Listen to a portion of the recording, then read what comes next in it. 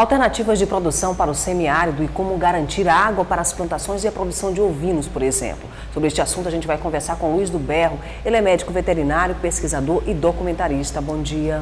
Bom dia. Bom dia. Bom, a gente tem visto desde a década de 1930 a implementação de políticas públicas de combate à seca, como se fosse possível combater a seca. Mas a gente vê hoje vários países do mundo com pouca água e muita produção. Não é um contrassenso aí que o Brasil precisa se espelhar também em relação ao semiárido, à caatinga? Cristiane, é uma questão filosófica, como a senhora colocou. Combater a seca é como querer combater a geleira. Não existe. É convivência com a seca. Então, em muitas outras regiões do mundo já se venceu. No nosso caso específico, a caatinga nordestina é um bioma exclusivo, único, só existe no Brasil. Não existe outro conjunto, clima, solo e plantas xerófilas e caducifólias semelhante.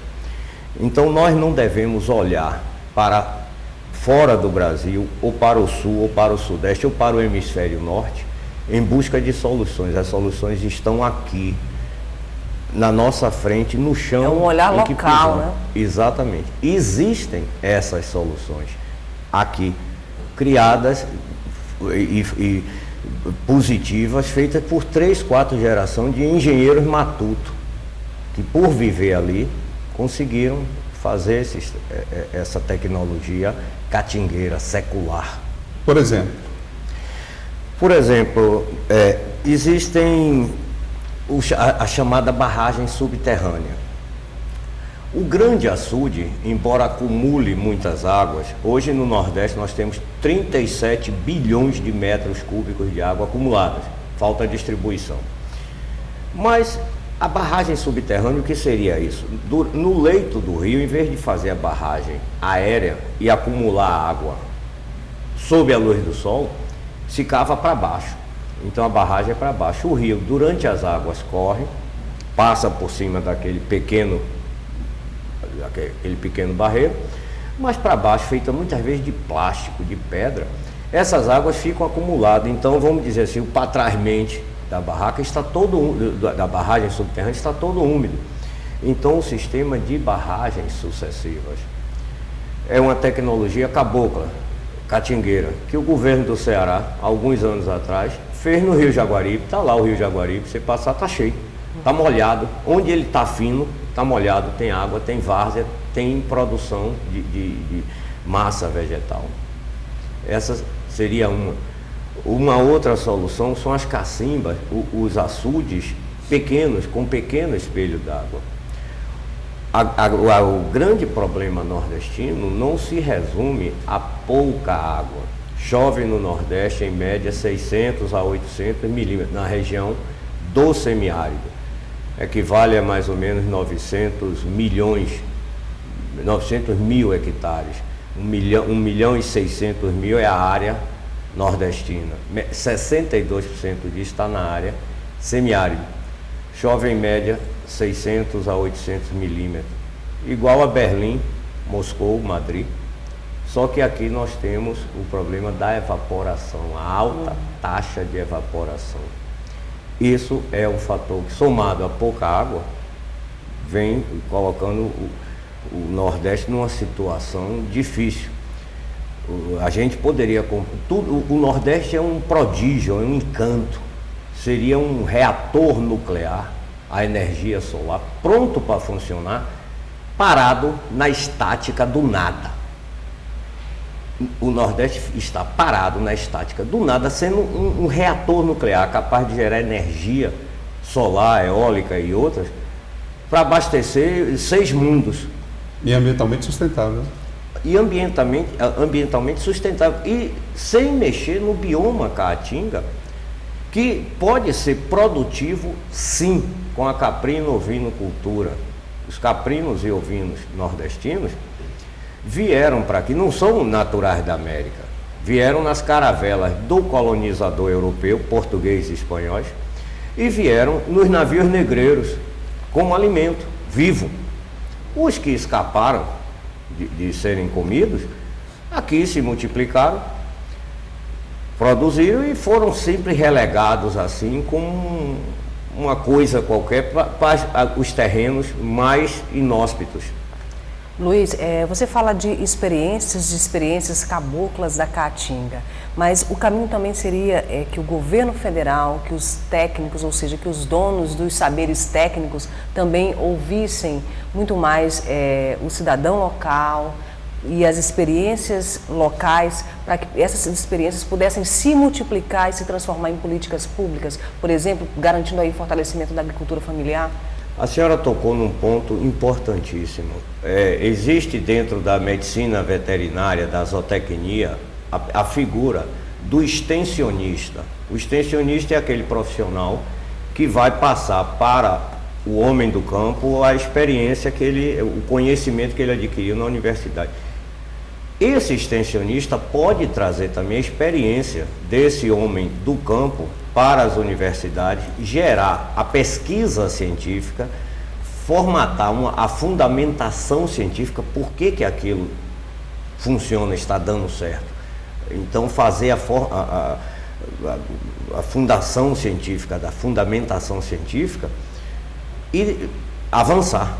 O senhor conhece bem a realidade do Nordeste. Quais são os estados, que o senhor falou do Ceará ainda há pouco, que conseguiram já aprender a quem está formulando as políticas públicas, a ouvir o homem do campo, aprender com ele e dar resultados efetivos nessas políticas?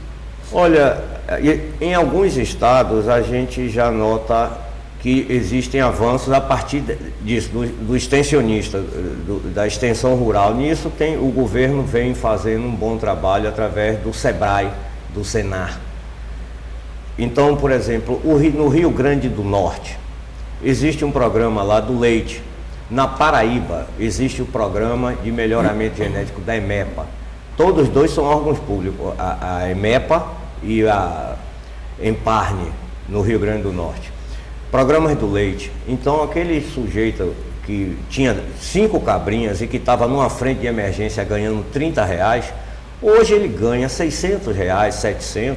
Eu vou na fazenda dele, eu vejo a senhora dele sair com uma trança de cabelo no meio das costas, brilhando assim. Aquilo é caro para cuidar daquele. Numa motozinha, as 2 crianças montadas, bem vestidas, vão para a escola, com 10 cabrinhas que ele tinha, tirando 2,5 litros, 3 litros. A R$1, são 30 litros, são R$30 todo dia, dá R$900. Dentro de uma pequena propriedade. Então aí houve a capacitação através do Senar, do SEBRAE. Ele já sabia como criar cabras, ele não tinha o escoamento da produção. Então, quando o governo bota a mão em cima e usa seus instrumentos, que é a pesquisa, as Embrapa, SEBRAE, Senar, Emater, as universidades, se caminha. O Rio Grande do Norte, a Paraíba, o Leite para Todos de Pernambuco são exemplos de sucesso, porque pegaram a experiência cabocla com a força da mão do governo e a fundamentação científica. Estão todos satisfeitos. Eu vejo as pessoas com moto nova, as senhoras bem tratadas, os meninos com roupinha de escola, sapatinho da moda, todo mundo estudando. Até porque o agricultor familiar, ele encara, por exemplo, a seca com alternativas de convivência e não como combater a seca, como as políticas chegam, né? São políticas de combate, os grandes projetos também se implementam na ótica, né, do combate à seca, mas o agricultor familiar não, ele cria, né, alternativas para conviver com aquele ambiente que ele reside, né? Ele tem o saber atávico que veio de seus ancestrais, então ele sabe que, por um conhecimento atávico, que aquele próximo ano vai ser difícil. Então ele já começa a armazenar alguma comida, alguma coisa. Existem algumas políticas que poderiam ser feitas: a cacimba residencial, a cisterna. As cisternas que a gente vê aí que estão levando, né, a água e armazenando água. Exato, é uma riqueza. Aquela água é a água dele, ele é o dono daquela água. Isso dá moral a ele, vontade de trabalhar. A cisterna Cacimbão, quadra, que recolhe águas. E outros megalomaníacos que não vão dar certo. O Nordeste tem 37 bilhões de metros cúbicos acumulados em 70 mil açudes. A descarga de água de 600 bilhões de metros cúbicos é 6 vezes a descarga do Rio São Francisco. 37 bilhões de metros cúbicos, Adalberto, são 15 vezes a Baía da Guanabara, que tem acumulado, não existe distribuição. Pequenas cacimbas, pequenos açudes, perenização de rios, isso sim, medidas localizadas poderão e deveriam ser feitas. Transposição de 6 bilhões de metros cúbicos ano Como no vai caso do Rio resolver. São Francisco? Outro detalhe, Cristiane, nós temos os aquíferos já mapeados, acumulam 135 bilhões de metros cúbicos, Tucano, Jatobá, Piauí, Maranhão, o litorâneo, já mapeados. Poderia ser extraído 20 bilhões de metros cúbicos por ano, são extraídos 2. Então, para que trazer mais água, se nós não utilizamos aqui, temos acumulado, e aqui está potencialmente abaixo. Poderíamos tirar 20 bilhões, não é tirado. 20 bilhões sem mexer no aquífero. O Nordeste teria capacidade de reposição. Então, são algumas políticas, alguma visão filosófica, a coisa seria filosofal. Temos que mudar o paradigma, não é combater, é conviver com a tecnologia cabocla, mais fundamentação científica, mais a mão poderosa e a vontade do governo. Luiz do Berro, médico veterinário, pesquisador, historiador, obrigado pela presença aqui no Portal da Assembleia. Muito obrigado ao senhor, Adalberto, muito obrigado, senhor. Obrigada.